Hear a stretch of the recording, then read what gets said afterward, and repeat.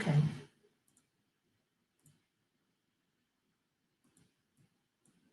I think I'm on live now. Okay.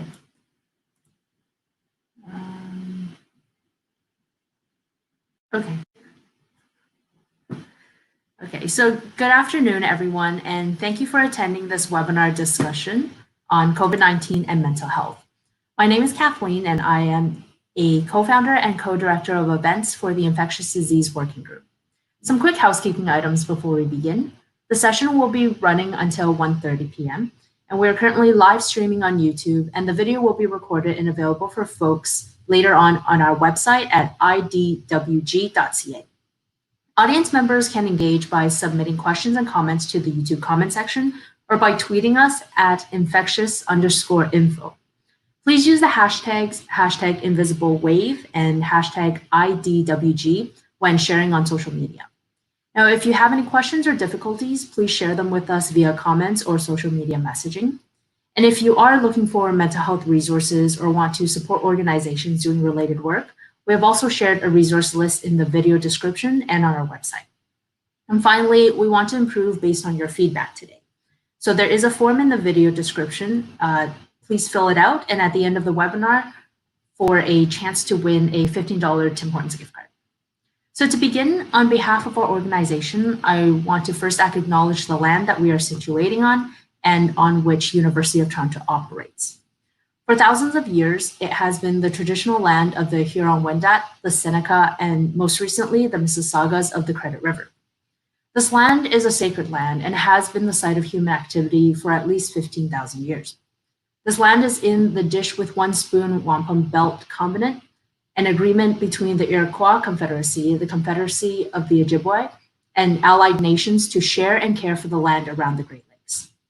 Today, this meeting place is still home to many Indigenous peoples from across Turtle Island. As a racialized immigrant woman, it is important for me to understand and acknowledge the ways I've benefited from this land and in the ways in which my settlement on this land has perpetuated systems of oppression against the land's First Peoples.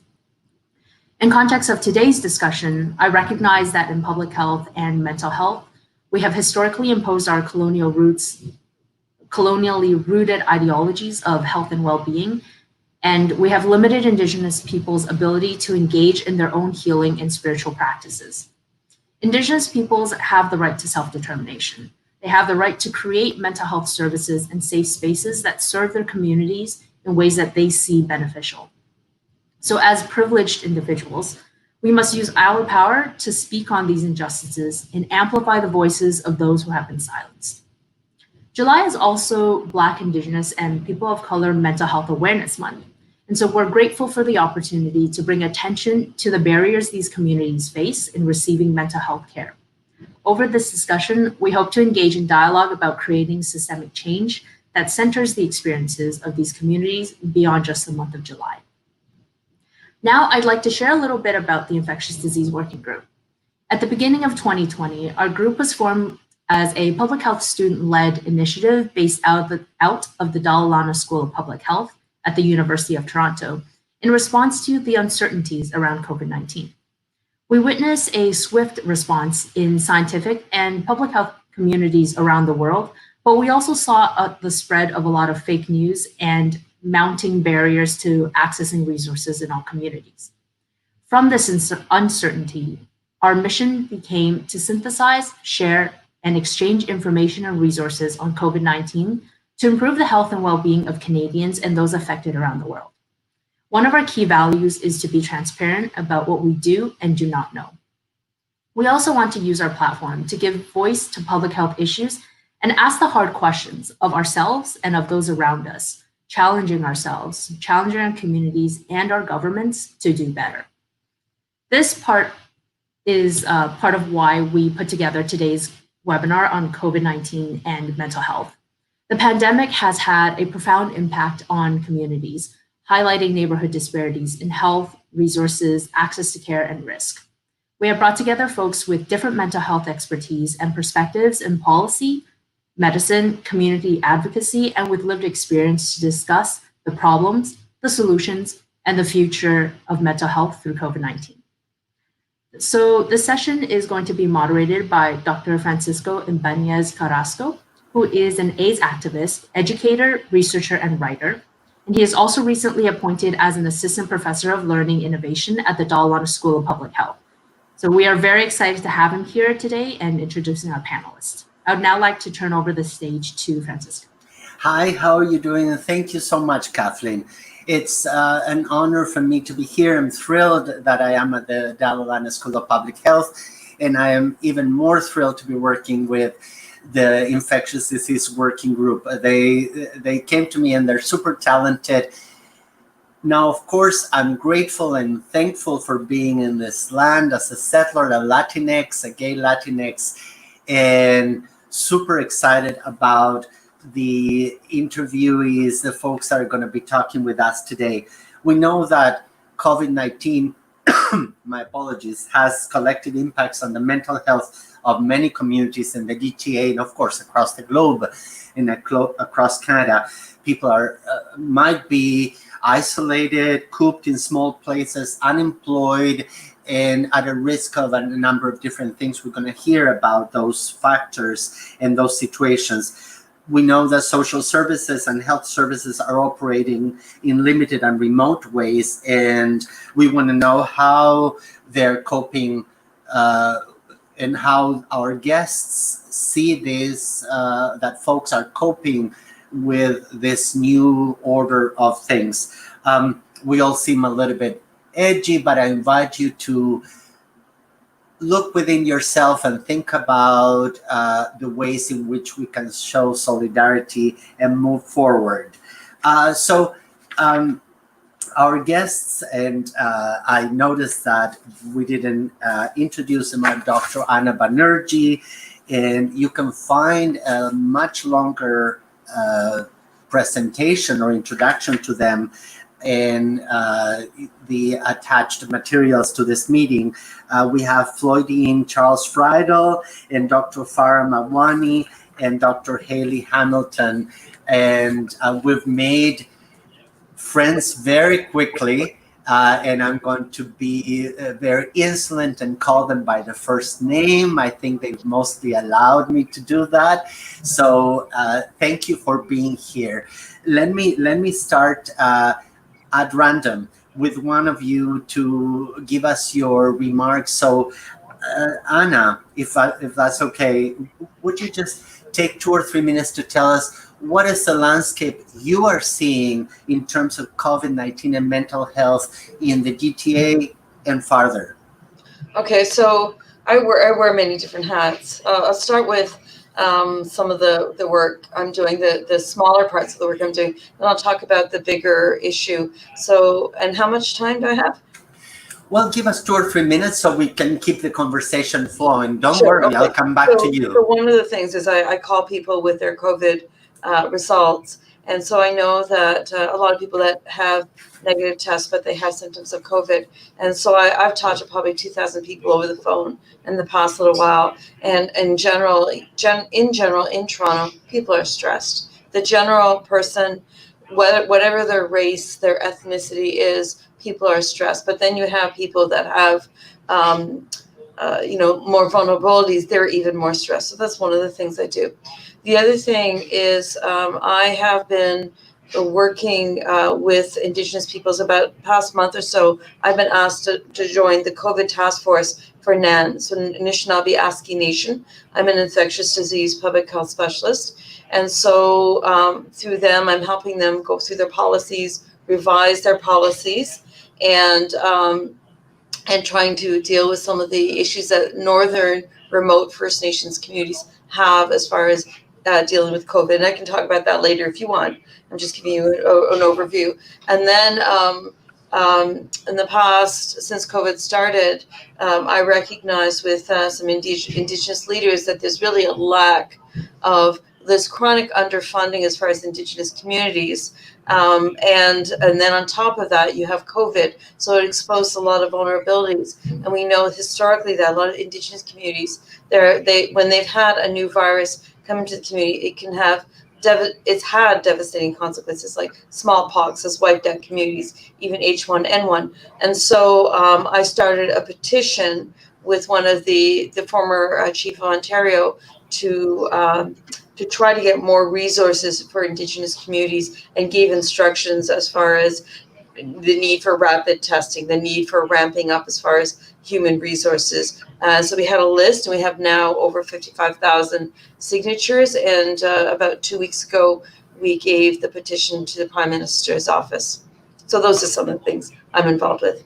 Amazing. Thank you. And we definitely will go over, we'll go back over some of those things. Dr. Haley Hamilton, Haley, if I may call you, tell us what you're seeing. What's the landscape you're seeing?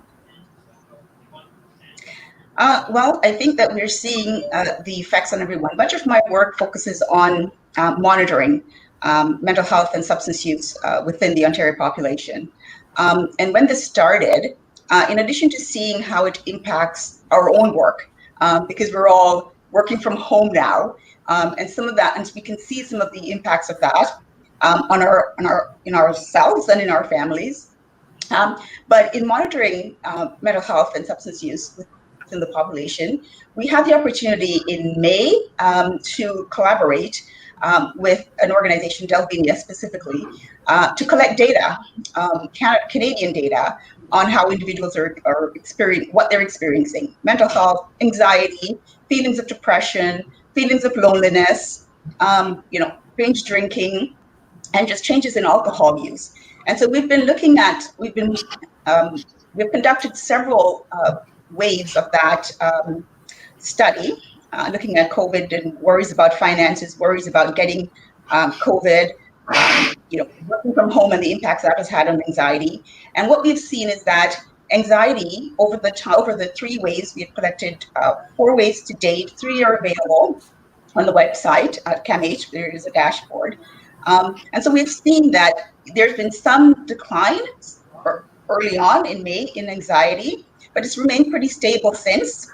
Feelings of depression, feelings of loneliness have pretty much remained stable as well. But we can see, even within that data, those differences that we've noticed, such as age differences. Young people are experiencing higher levels of or more issues than older individuals. We see that women, for example, are more likely to experience anxiety than males. We see that those with children under 17 years of age are also more likely to experience anxiety. So we can see some of the differences. We asked about some data on race ethnicity. We don't have enough numbers as yet to really look in detail, but we can see from the data that we have collected during the pandemic that the pandemic has had an impact on Canada, on individuals within Canada, but also in some ways differently, which is some of what we're here to talk about today. Right. Thank you. And so you literally are taking the pulse of these communities, with actual tracking instruments. That's super interesting. Now, Floydine, your turn. What are you seeing? Good afternoon, everyone, and thank you so much for the organizers for having us on this panel and this very important discussion. I am the operational lead for the Caribbean African Canadian Social Services, which is located in what's affectionately called as Toronto North. We are also located in a community where there's one of the most highly densely populated groups of vulnerable populations, racialized groups, and in particular people of African descent. So what we're seeing really is an exacerbation or a heightening of what we already knew to be existing in our communities around the disparities in accessing health, how the social and economic, financial, and mental determinants of health have been playing out in our communities. So we are also seeing the impact that this is having on our staff, staff who have also been impacted significantly because they too have families and children. And when these issues rear their head, we see significant observation is that we have really seen the impact of how anti-Black racism plays out in systems and structures, and the barriers that have been created, and also the need to look at all of this through an equity lens in terms of the work that we're doing, because there is a disparity in terms of how the response to COVID-19 has been. I don't think that that's a secret to anyone. And one of the things that our organization is now involved in is that we have partnered with a few other entities on a research project led by Turner Consulting Group, because we're very much interested in finding out the impact that COVID-19 has had on our not-for-profit organizations and their staff, and how that trickles down into communities. So apart from now spending way more money to feed people and to provide supports, and looking at the mental health distress that we're seeing on a number of different levels in our youth, our children and families, is part of the work that we're doing. Our workload clearly has quadrupled as a result, as an organization that is in community providing direct services. So those are just in summary, some of the things that we're noticing up at CAFCAN. Thank you. And of course that paints a picture, and we need to explore a little bit more of that. But I'm going to move very quickly to Dr. Farah Mawani. Farah, if I may, and please, what would be your opening remarks? I mean, we're painting a fairly bleak picture here across the communities. Yeah, so I just want to start by saying I'm based at the MAP Center for Urban Health Solutions at St. Michael's Hospital, Unity Health Toronto, and the Faculty of Environmental and Urban Change at York University.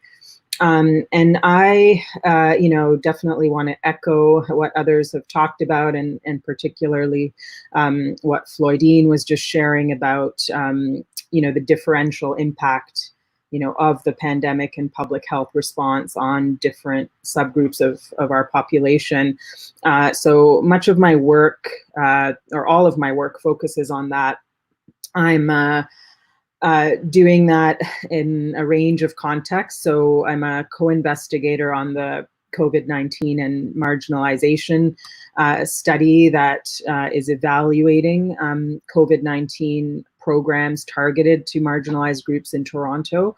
We're, learning, trying to learn about these particular responsive programs in order to improve them and hopefully scale some of them. I'm also adapting Building Roads Together, which is a peer walking group I designed, and I'm having to adapt it to the COVID-19 context because the original design relied on a lot of kind of in-person, face-to-face contact. But because it was designed to address social isolation in particularly among low-income communities in Toronto, it's especially important now with the increase in social isolation, due to the public health response to the pandemic. So I'm, in addition to adapting it, I'm working to scale it in Toronto, in Canada, and globally. So I recently submitted a proposal to scale it to youth in low-income districts in Bogota, Colombia. And we're hoping, if we're able to get funding for that, I'm working closely with partners there, that we can learn from that experience in order to then apply it to youth here, because there's so many commonalities in the issues they're facing right now in this context. I'm also developing research to inform policy responses to reduce the impact of COVID-19 on precarious workers in Ontario, and then on a larger scale, synthesizing existing research to advise the UN on what research is required, to address socioeconomic recovery from COVID-19. So that's a snapshot. Here, of course, and it's not a surprise across the various pictures that have been painted, if I can say it that way, by all of you, that whatever was happening before wasn't really the best and it just got worse. But I'm also hearing about adapting, particularly when public health is telling us at times, I mean, we seem to be coming out of that, but there's a lot of uncertainty in the future. And public health is telling us, no, don't get out of your house. And I hear from all of you things about adaptation of the services to online. Floydine, do you have a particular example? Can you think of a particular story in which you've had to adapt something that you used to do in person to an online? And I'm not saying successfully. I mean, some things are really difficult to adapt and it takes time. But can you think of an example and a story that brings us there? Well, we know from the data that violence against women has increased by a large number. And so trying to run a program online in spaces where people are not able to practice physical distancing further challenges the problem. So we've had to find creative ways in which we offer programs. I can't go into the details on this call, on this conversation, obviously, but have had to be creative in that sense to create access. I think one of our programs that has been impacted most is our SNAP program, which is a Stop Now and Plan program, which is a program that actually engages the child who is the client, the sibling, and the parent or parents at the same time. So this program is offered where we're running 3 simultaneous groups on site during the same time. That's really one of the unique aspects of the program, and not being able to do that has posed a bit of a challenge for us in having, and our partners who have the same program, to be able to figure out how to make the adaptations. And because our program is one that was funded to do the cultural adaptation, it creates a little bit of an even greater challenge, because now we can't do that. Children are in the home, some are in apartments with their parents and their siblings, and they don't have access to Wi-Fi sometimes, or data, and all of those things that are required for people to even participate online. Right, absolutely, and you've hit a number of really important points about access to data plans, and of course it's about money, it's about where do you put the resources. We're expecting all children to be studying from home as far as I can remember. So Floydine, you mentioned some creative adaptations, because I think you're doing, the way I hear you is you're doing 2 things at the same time, adapting culturally and adapting online, and it's a challenge. Can you think of a particular moment in which you thought, okay, that works online? Sure, I think there's been a lot of advantages during this pandemic, because it has forced many of us to remember how creative we are in the first place, and take us back to the time when we didn't have phones and computers and all of these things, and figure out how then do we engage people differently.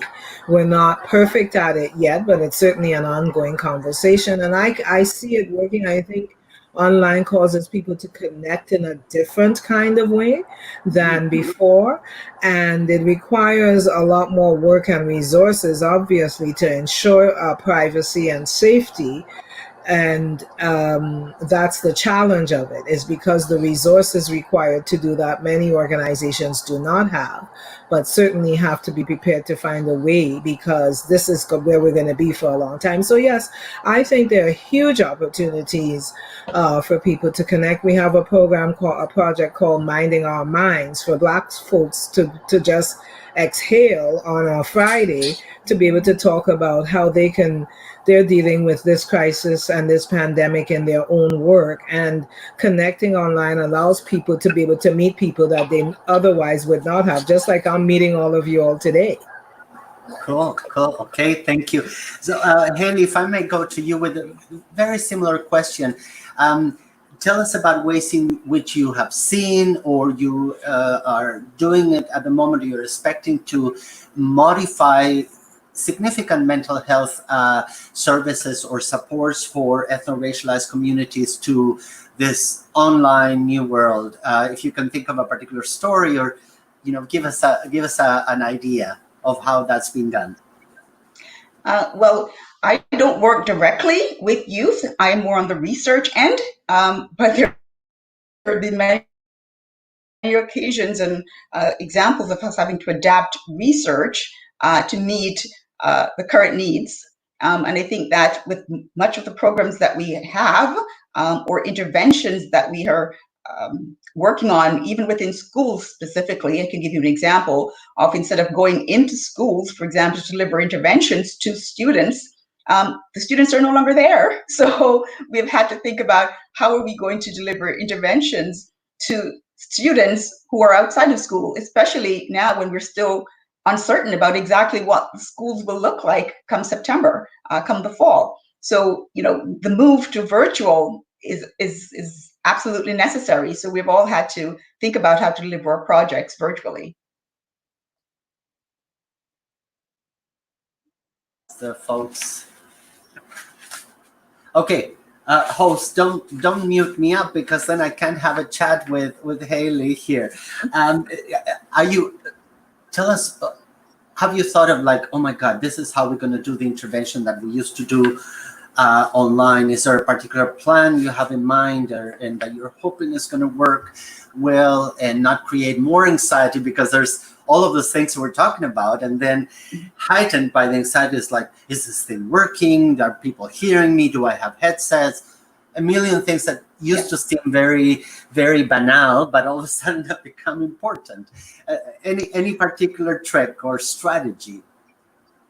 Well, I think for us, because we're focused on doing actual research on these interventions, we've had to think very strategically about design and how to measure these changes and how to accommodate these changes, but also the impact they will have on not only whether interventions work, given that things have changed, but also ensuring that youth feel comfortable with this new method of delivery.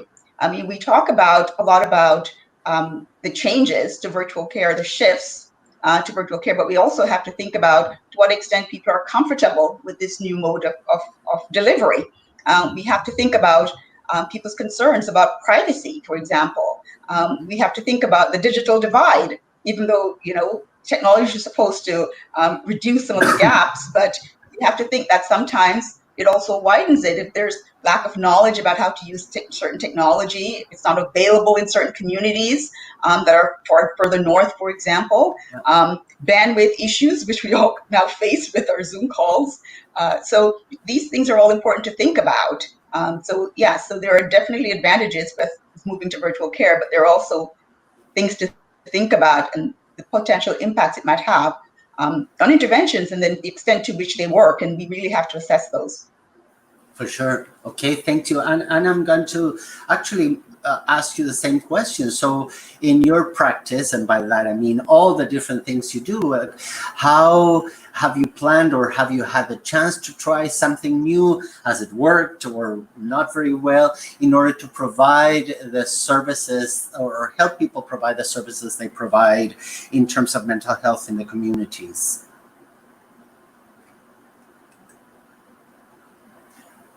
Oh, got it. Okay. I also work with refugees, and I screen all the newly arrived Mrs. refugee children coming into Canada. And one of the impacts, again, on mental health and directly on health is that because of the border closures, they're not coming. So again, there's that uncertainty, the wait. But actually, this week, in 2 days, I will see my first new children coming in from overseas since the pandemic started. Now, as far as the Indigenous populations, I mean, they started having their planning, COVID planning committees and meetings before I became involved. I can tell you a little bit about some of the stresses and concerns and some of the ways that we've been working, mainly them and now more recently me. But I mean, Indigenous peoples feel very vulnerable in general as far as COVID because, when we look historically, as I said, you have viruses that come in and decimate communities like the smallpox and measles. But recently, when H1N1 came and people were dying and Indigenous people were ending up in the intensive care unit at 6.5 times the rate of non-Indigenous peoples, people asked for support from the federal government, and what they received are body bags. And so right now, with the onset of coronavirus, there's a lot of issues and one of the big ones is really the lack of trust, because if coronavirus goes crazy in the communities, who's going to come to help? Can we trust the government? Are they just going to send us body bags, and are we going to be left on our own? And that's one of the reasons why we started the petition, where we said you need to put more funding and resources into Indigenous communities and address the acute needs to manage the coronavirus. But also, you need to start addressing the systematic underfunding of communities, such as the lack of clean water, the lack of safe housing, the overcrowding. We've got food insecurity. All of those things increase the risk of mental health issues, but also increase the risk of suicide. Just not directly from that. It's really colonization and everything that happened, residential schools, but the current situation as well, where, if you don't have access to clean water, what are you telling the communities? You're telling the communities that your life doesn't matter, that you don't count. And so we started the petition, and there was some response. We said we needed rapid testing, and they're working on it. But I think what's happened is that the communities have decided to take control themselves.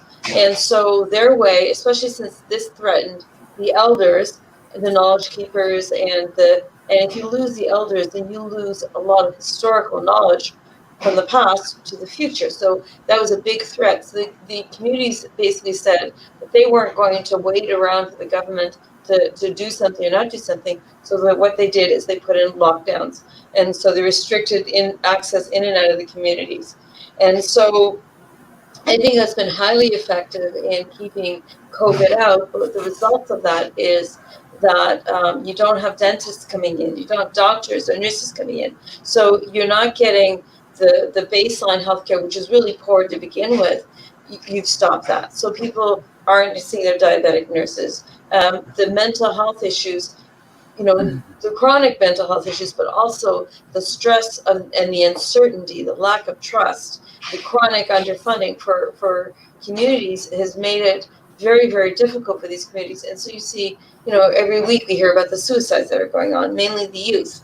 And, so horrible situations where you can't have funerals, you can't do your traditional, ceremonies to respect someone as they pass on. So you've got increased rates of suicide. There've been increased rates of domestic violence, and there's a terrible amount of stress. Just saying, how long is this going to go on? What are we going to do? Will there be food shortages again? So I think the communities have done a great job in working with partners and developing their strategic plan. I think their plans are good, but what we really need is resources to address, the rapid testing. We need to have the rapid testing in these communities, and they're looking at it, but they haven't occurred yet. But also funding to address the chronic, long-term neglect that has occurred with Indigenous populations. Thank you. So, in the same vein, I'm going to ask you, Farah. Well, it seems that you folks are contending not only with something new, in this case, the new factor would be COVID-19, but with a bunch of historical things. Is this the right time to try to take on to a whole large social project, or would it be a particular area where you think the efforts should be focused? And this, I'm not saying to belittle the project of dismantling patriarchy or colonization and those things. I mean, clearly we're all on the same side, but we're saying to people, wow, we have all this going on and we need to dismantle it. And you need to be careful with COVID, and no, we cannot have nurses and doctors and dentists coming to the community. So where do we start? Are you asking that as a follow-up to?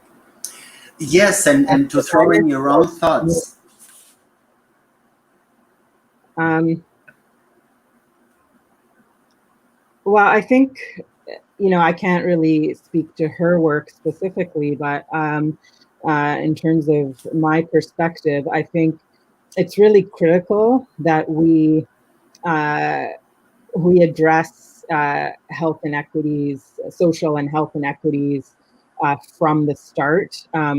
We've seen some of the negative impacts when we think of it when they're an afterthought.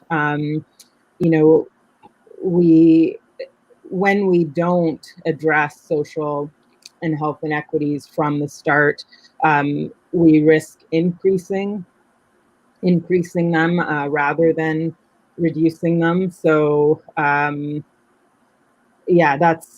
briefly, that's what I would say to that. We certainly need to be addressing that from the beginning, rather than going with the misperception that COVID-19 is the emergency because it's an infectious disease, so we have to wait to deal with everything else. Right. So I'm hearing you're proposing to move with a number of things at the same time. Haley, what are your thoughts on this? I mean, as an individual, I see there's so many places, and again, the question is the same: where do we start, and where would you suggest a community, say, you work with, could start, instead of saying, oh, you have to do all these things at the same time: fight racism, fight patriarchy, fight colonization? Well, I think that it's some of this is these are long-standing issues, and I always go back to the social determinants of health.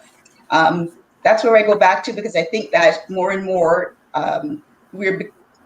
others are beginning to realize how important these determinants are to people's health, how important income is, how important education is, how important race, ethnicity are. These are important things that we know impact health. Gender, age, all of these things are important. And I think it's when you try too much to kind of separate them and look at things as, oh, this is what is happening to the context of all these other things and all that they're experiencing, then I think it becomes extra difficult. So where do you start is a difficult question to answer when there are so many factors that are impacting lives and experiences. So it's almost as if it's okay, whatever is whatever you can do, please do with respect to any of these issues, because especially for certain communities, it's more severe than others. But it's important to address the social determinants of health. Okay, so Floydina, I'm going to go to you and ask you in the same vein, that where has your community, you mentioned some programs like Minding the Minds, and I think it was for youth, the kids are getting together online and you're trying to kind of adapt that. What other places would you start this work, not only in relation to mental health and COVID, but to try to keep the other projects ongoing, right? The dismantling the racism, the patriarchy and colonization.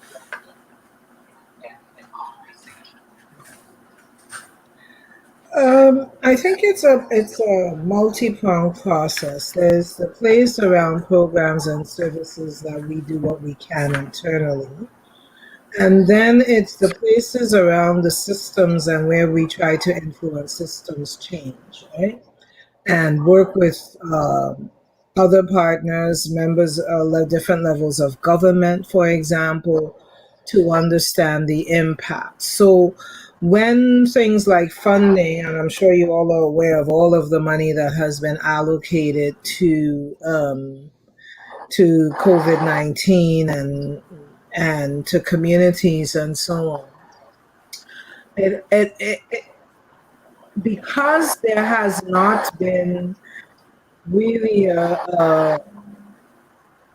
what's the word I'm looking for? Really a lens per se on doing research and data collection in any kind of way that could provide evidence now. I mean, now you're starting to hear about the impact of the pandemic on racialized groups and Black communities and the increase in suicide, the attempts to complete suicide and all of that. But I think it has to be with an understanding of how we work towards affecting policies, changing the policies that exist that continue to support this, because this problem and this challenge is beyond money. It's beyond money. Food's going to run out. And we talk about food security and food sovereignty, but how are we building and looking at strategies to build within communities their own capacities to better be able to respond? How are we working with the organizations, the not-for-profit sectors, to build their capacity financially and human resource-wise, when traditionally we're underfunded, completely underfunded compared to our other agencies in the community? So it's a very big question, I think. I think it's a conversation that requires a lot of navel gazing, and quite honestly, I'm not sure people are prepared for it, because then it challenges some of the systems. Okay, let's. So Florentine, I just wanted to ask you in terms of the funding, and because you mentioned, and I think the public opinion has been. Well, everybody seems very satisfied with all the monies that have been given out, not only to organizations and through local governments, but also to researchers. But is that what you're seeing from your experience at present? No, I mean, that means everybody doesn't include us, because we certainly are not satisfied. And the groups that we're associated with have been advocating for the past several months around the manner in which these funds are being allocated. So I would not agree that everybody is satisfied. I think people look at dollars and they don't do the math to figure out that the cost per person is less than what you can buy a Big Mac for, really, when you do the math. Yeah, no, oh, here I am. Thank you for that. And I'm going to transport, if I may, that same question about, there's been a lot of calls for research, a lot of calls to approve research funding for COVID in many areas, Anna, and are you satisfied with the ways that those research dollars, as far as you can see, are being utilized? Well, I mean, there are places in Canada, in Toronto, where they are looking at antibody testing as well as vaccination. And so we're moving ahead. But does every single country in the world need to independently get a vaccine? When I go back to, we don't have people having clean water. And so billions, just like that, billions of dollars were distributed to different communities and different populations to keep most people, surviving from one paycheck to another. And I think it was important. But the fact that they could with the political will, implement something to have a major change. Why can't they, like that, implement clean water or basic human rights? And I think what needs to happen in some of this is that a lot of these things, like access to, whether they're Indigenous or Black or whatever minority, but make it part of our well, human rights, but also part of our laws. Make it illegal not to have a community with access to clean water, and make sure every level of government's responsible. Make sure it's illegal that we have systems in place where children don't have access to food. You know, in Indigenous communities or impoverished communities, you can put in breakfast programs. There's a whole list of things that you could do. But so that tells me in a time of a crisis, the government can respond and give lots of money to different things. And some things are probably more effective than other things. But why can't they, when there are serious things that impact the determinants of health for certain groups that have been more chronic, that they need to take care of, I think, right away. Right. So it seems what I hear is not only to solve the immediate problem, like how do you pay the rent next month, which you suggest is somehow worked, but it needs to be predictive. You know, it needs to say, well, things are, I give you money for this 2 months. It doesn't mean that your future is fine. And in the same vein, I want to ask Farah about, especially if you have an example, what government or organizational project or policy has worked really well and what hasn't in the last 3 months? Well, I think one of the challenges we have now, we can't really talk in detail about what has been effective without evaluation. I mean, everything has evolved quite quickly, and you know, we don't fully know the impact of government interventions. Though we can talk about the extent to which they're being responsive, and many government interventions at all levels of government have been targeted to the whole population, without focusing specifically on inequities and on groups who are at higher risk of contracting COVID-19 and experiencing serious consequences of COVID-19. So I would say that's a key gap. There hasn't really been adequate health equity impact assessment during policy development and implementation, because as I said earlier, if that isn't done, you can risk increasing inequities by implementing policies. And I would also say that there's been limited attention to addressing structural determinants. So, and I'll give an example with migrant workers. There's been a focus on one of the responses is that we have to provide mobile testing because the issue is that they're not getting tested and therefore it's spreading, rather than looking at what is putting them at high risk in the first place, and what are the structural determinants, what are the policy, what's the systemic discrimination that is causing them to have immigration status tied to working for a particular employer, that isn't necessarily ensuring that they have a safe workplace. So that's one example. And in that example, Farah, do you think that we've shown maybe our true colors and we're very protectionist and saying, okay, yes, we're all in trouble, but we need to keep ourselves, in better shape than others? I don't know, just as provocative, but I'm asking you whether you see a lot of protectionism or even NIMBYism, not in my backyardism. I think what I do see is communities who are at high risk and then are therefore, having higher rates of COVID-19 being blamed rather than the focus being on, what's putting them at higher risk and what's the injustice that's putting them at higher risk that, we need to address as a society. So I'm going to put you on the spot, all of you, by shifting gears a little bit, obviously on the same topic, but now kind of picking your brains and your experience, and think of what are the things that you've seen, either from government or local organizations, your own research, students, the various places that you visit, either virtually or in person every time. What are the things that you've seen that give you hope, that you think, oh, that's an interesting way of dealing with this, and I hope more of that.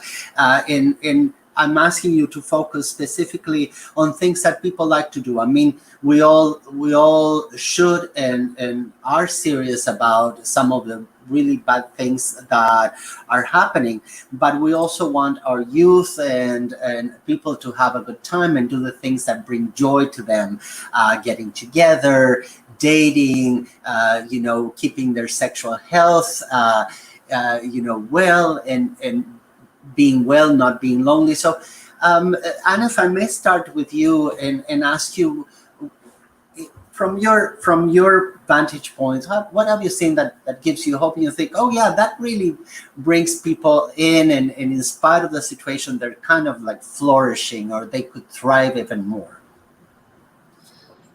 So, I'm going to go back to basically the government response, where there's been consistent messaging. They told us to stay at home for like 4 months, and everyone did it. And so I think it's that sense of community. We're on this together, versus, like, for example, the States, where it's, like all the messaging is all mixed up. And so I think it's extremely stressful for people to be at home for 4 months, for some of them not to have an income, not to have, they can't pay their rent. So there's a lot of stresses there, and not being able to isolate and, to socialize and stay in your own bubbles or keeping physical distance. But I think the thing that helps a lot of people is the way that we are doing it for each other. We're wearing the masks to keep us safe, but also to keep you safe. And so there's that sense of community, that everything we do for all of us. And I think so that's why people, even though, you say, well, maybe going into bars to socialize or picnics at the beach, and I'm sure that can help mental health if you do that in a safe way. But I think what helps mental health is that we're all going through this very unique, very difficult, stressful time together. And we are all making sacrifices for each other.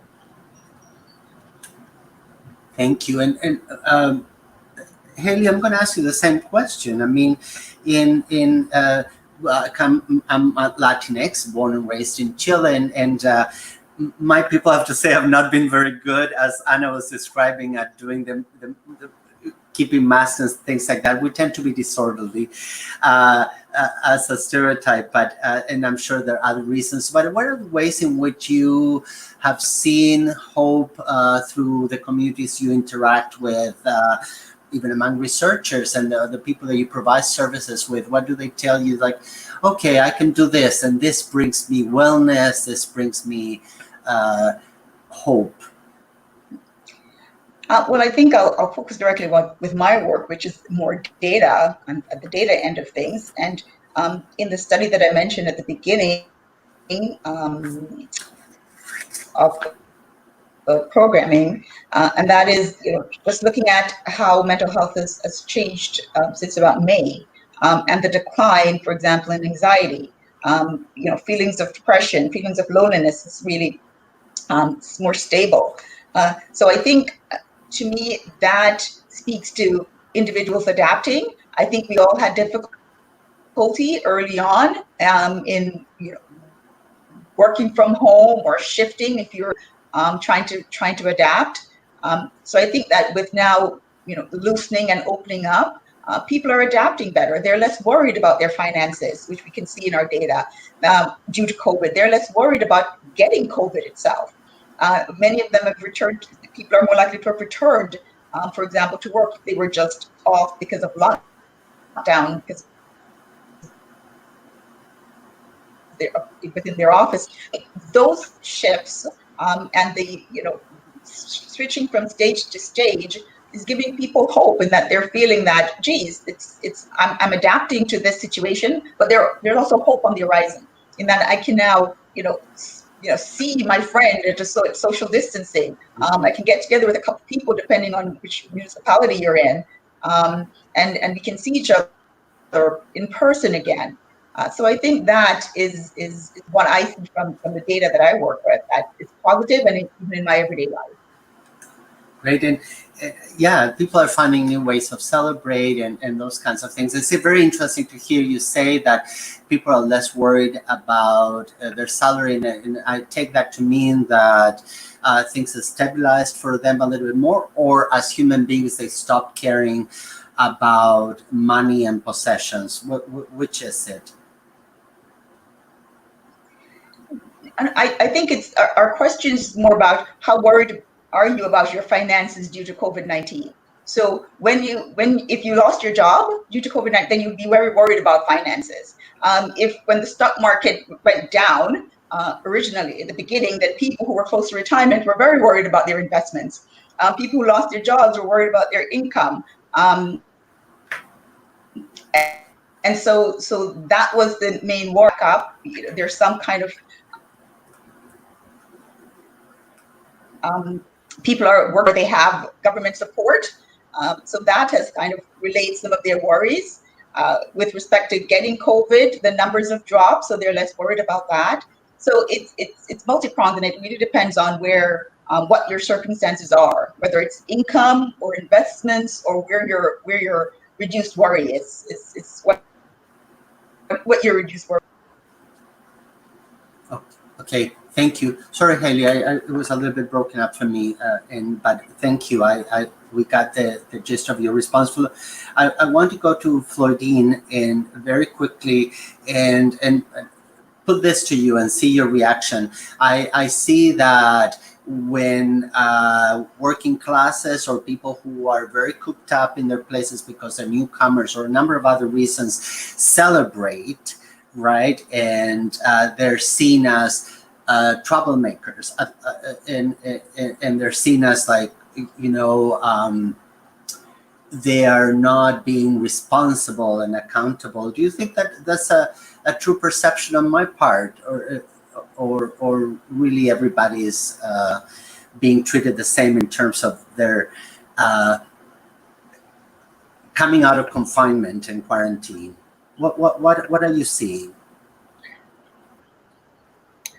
One of the ways that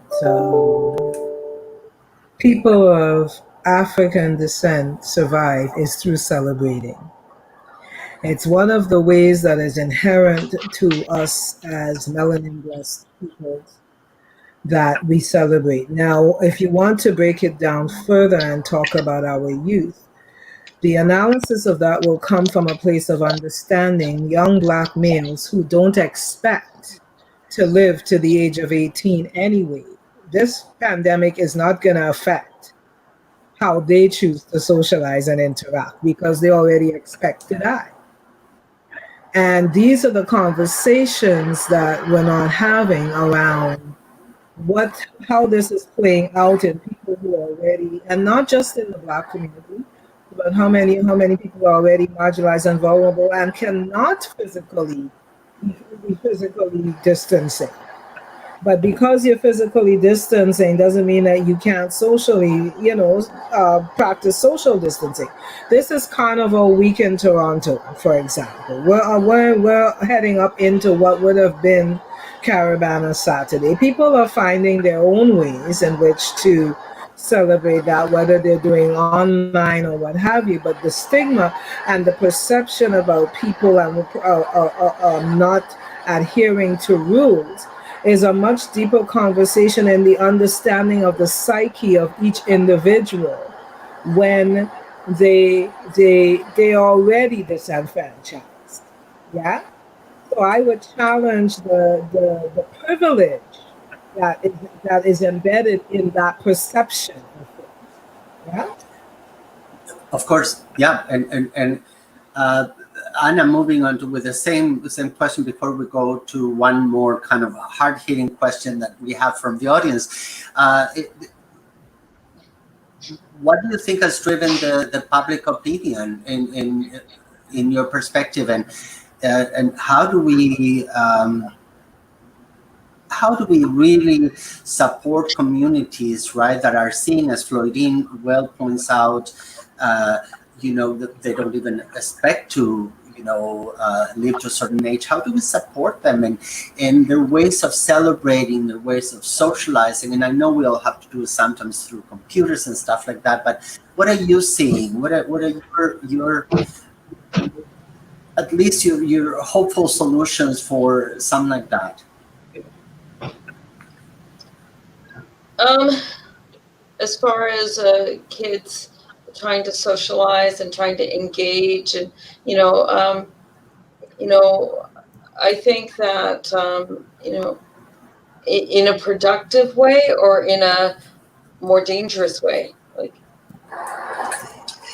Well, sometimes I think what happens with immigrant communities and working class communities is that what we consider our celebration ways are seen as even illegal ways of having fun. I mean, maybe I'm just referring to specific pockets of queer communities across the country that their celebration is very sexual, is using illicit drugs and stuff like that. Well, that's the way they celebrate, but for the most part, we see them from a moral perspective, and we're saying, well, that's not contributing to your mental health. So how do we validate people, and what are they saying from the different groups that you work with about, like, well, this is how I want to live my life, even through COVID, and how we can support them in that way? So I think that, I'm a pediatrician, so most of the people I work with are kids. And that being said, I'm not actually physically seeing them anymore because all the clinics have shut down. But, and I talk to a lot of adults. I think that people are coping with drinking and doing, a lot of people are using cannabis and that. But I think one of the ways that we can support people is just to try to look at this in a long-term perspective. This is very narrow. It seems like it's going to go on forever. This COVID thing, their lives have changed. It's never going to go back to normal. And I think always reassuring to the youth and the kids, this is temporary.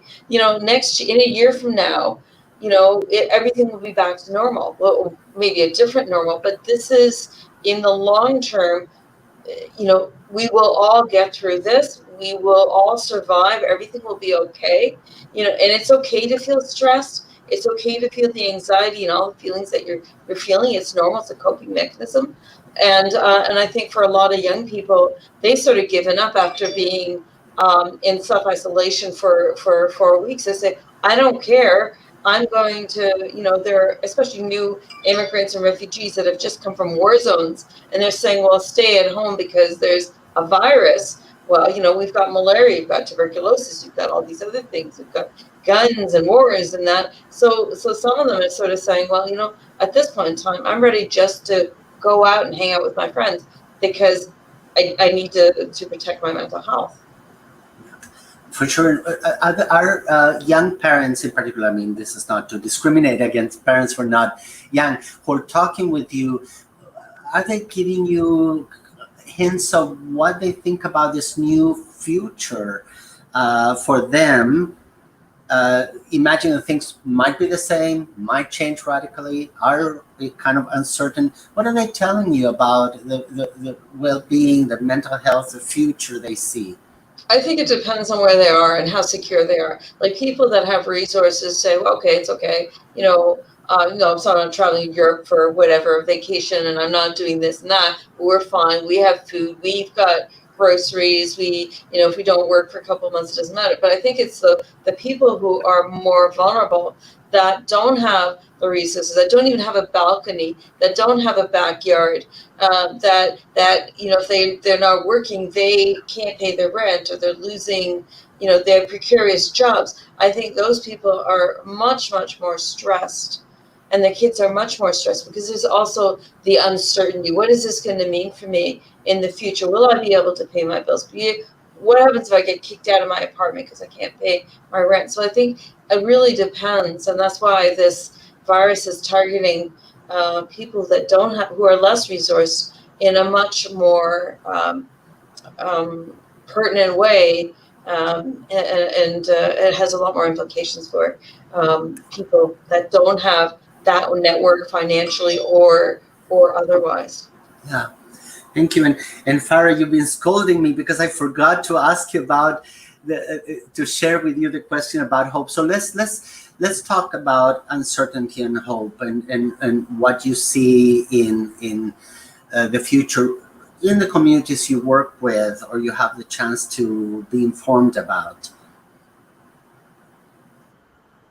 Yeah, I think I see that at many different levels. So one level is the energy and the energy for and the commitment to addressing inequities among my colleagues, including community members who I collaborate closely with, and that's both here and globally. I would say there's been a great increase in collaboration to address these critical urgent issues, and in addition to that collaboration, I would say we've all been working extremely rapidly.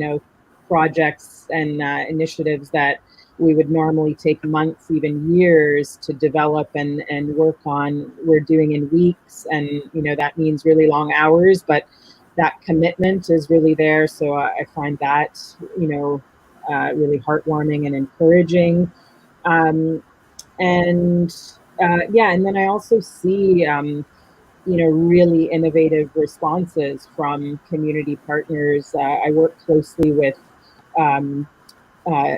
community members and organizations in Regent Park, and extremely quickly the Regent Park Sewing Collective, a group of immigrant and refugee women who were sewing bags and other things to generate income prior to the pandemic.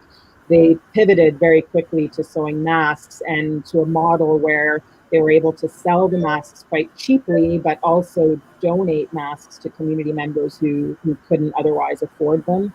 And then the organization that they're based at, the Center for Learning and Development, they're very quickly focusing on their expertise in transferring programming to online environments, but with consideration of issues to do with digital access, and that includes securing funding to ensure that community members can have access to Wi-Fi and the technology they need, but also digital literacy. Haley brought that up earlier as one of the barriers. So I'm seeing really creative, innovative ways of responding quite quickly when all of us are also personally affected by the pandemic and response. And Farah, if you can plug, please, that program again, the sewing program. That brings us to the ground. I love when I'm hearing about Minding Minds and other programs, because I think they take everything we know and they put it in a real context. These people they exist. What's the name of the program? So it's called the Regent Park Sewing Collective. And actually, I'm glad you asked because they recently went online themselves.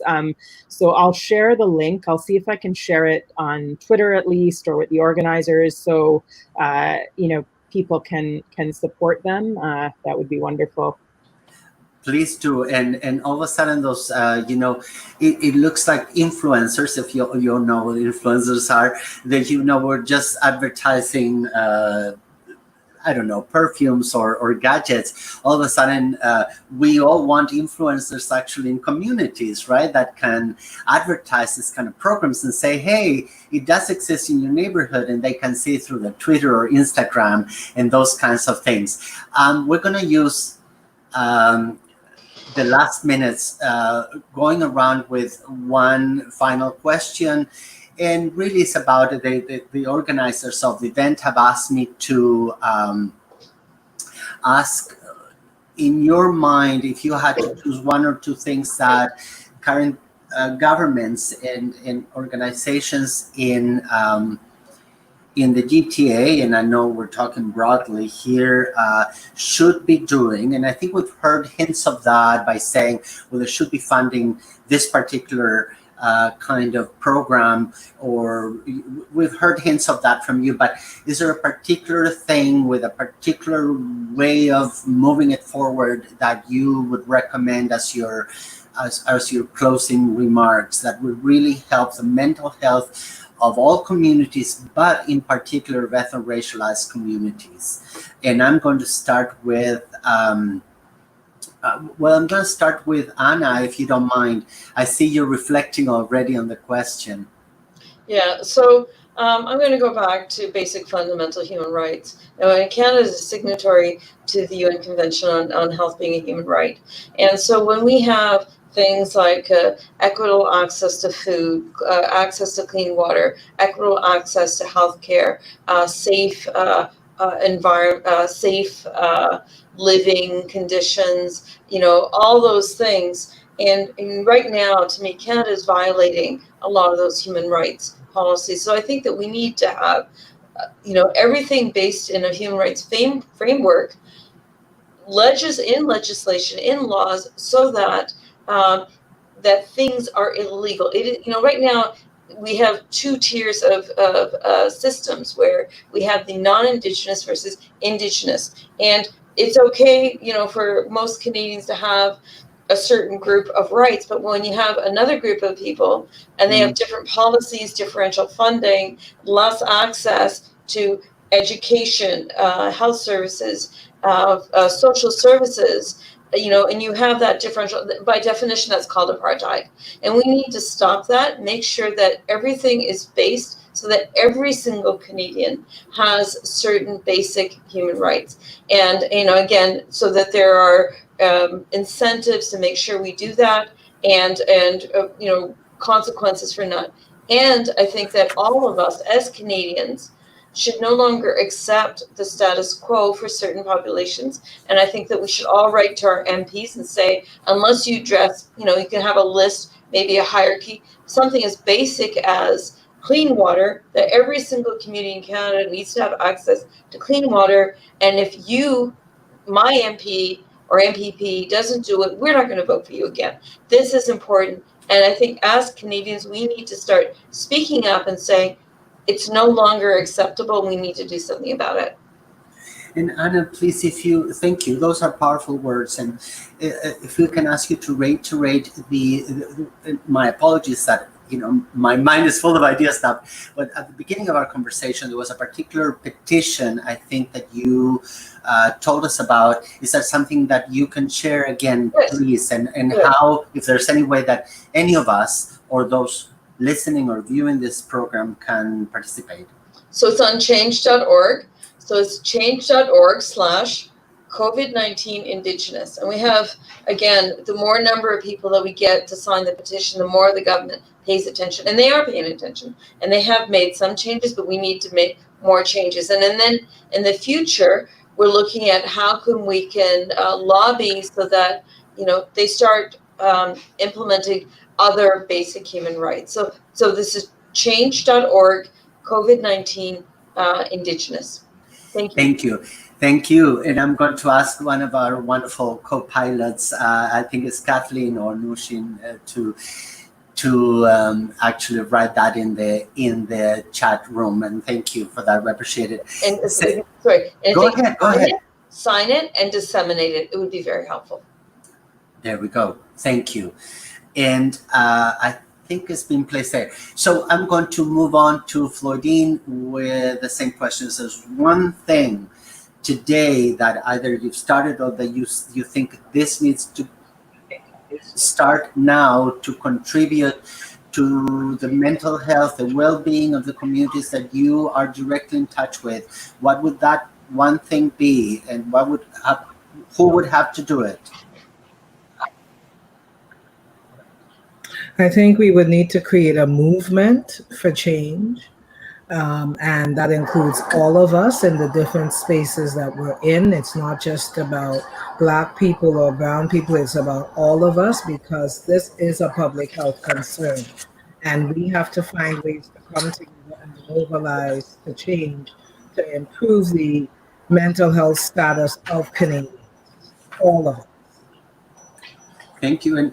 And Florina, is there any other, because people are loving your plug to the sewing, no, was it Farah, the sewing, but so Farah plugged the sewing group. And so people have one more. Is there a particular program that has gone online that people might help your community with that you want to tell us about?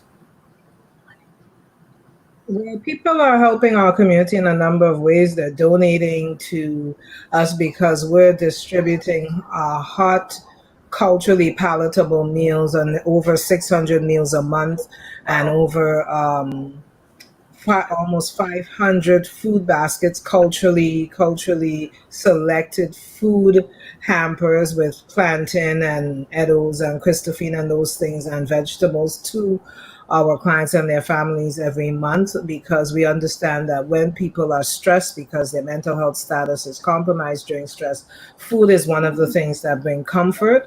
And so to give people food that their palates are used to kind of ensures that we're doing one small thing to alleviate that concern. So people can contribute to CAFCAN. They can contact us at info@cafcan.org, go on our website to see the programs and services we offer. And if they want to support us, we welcome that. That includes volunteering every Friday to deliver food, the meals to our members in the community. That's wonderful. Thank you. And I think one of our, again, co-pilots said will enter the URL, the web site direction. Dear God, I'm thinking like an old man. I can't remember how to say that.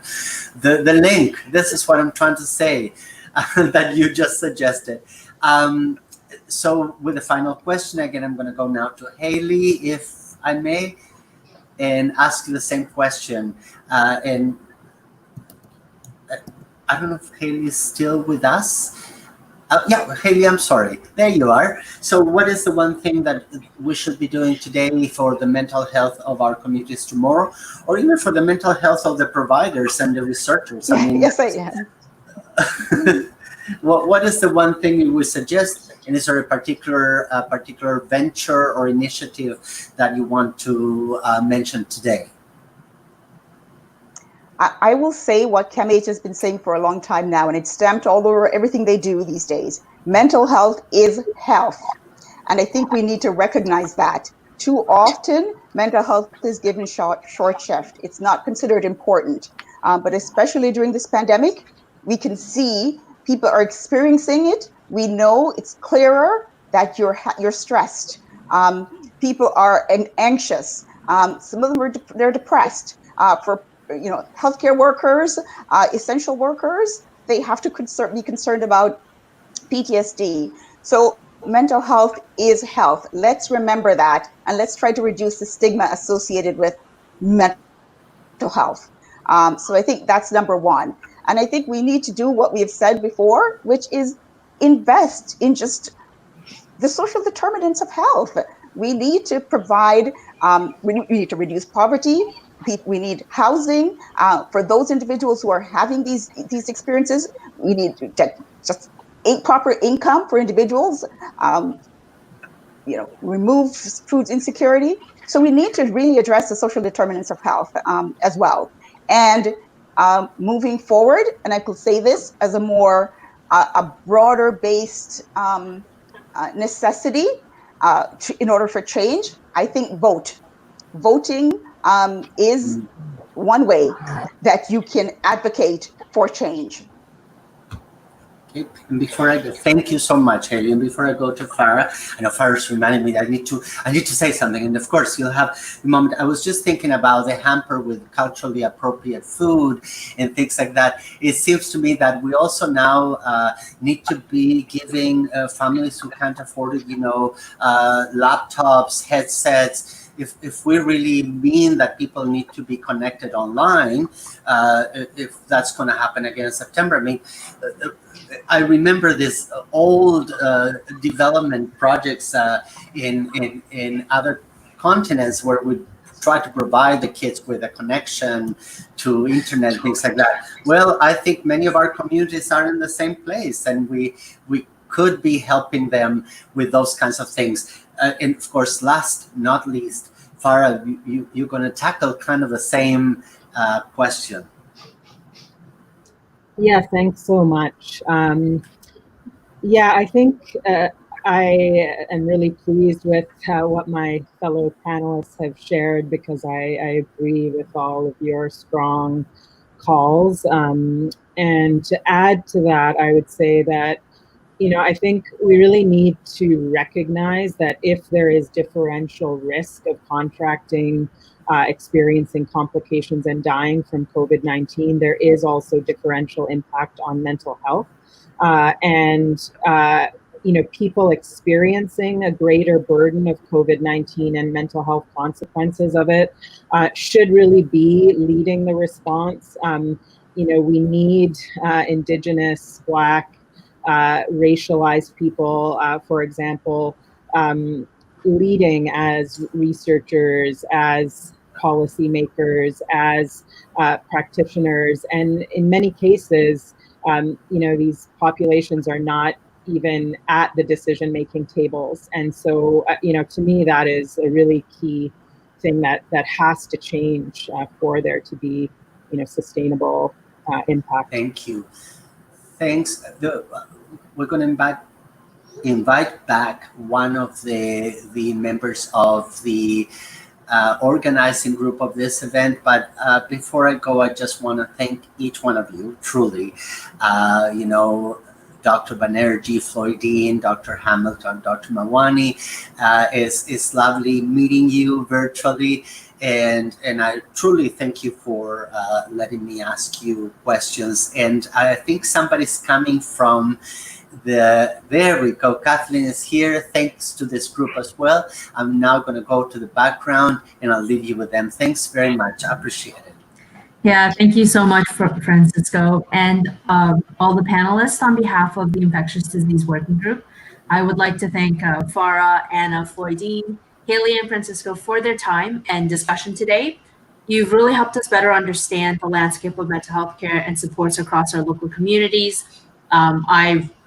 I'm really eyes open, ears open about all the initiatives that are around.